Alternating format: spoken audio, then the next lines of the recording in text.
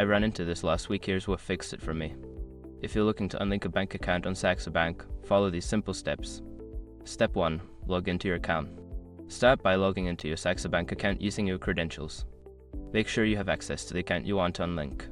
Step 2. Navigate to Account Settings. Once logged in, go to the Account Settings section. This is usually found in the main menu or under your profile icon. Step 3. Select Link Accounts. In the Account Settings, look for the Linked Account option. This will show you all the bank accounts currently linked to your Saxo Bank account. Step 4. Choose the account to unlink. Find the bank account you wish to unlink and select it.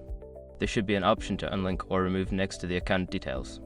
Step 5. Confirm the unlinking. After selecting to unlink, you will likely be prompted to confirm your decision. Make sure to read any warnings about pending transactions before confirming.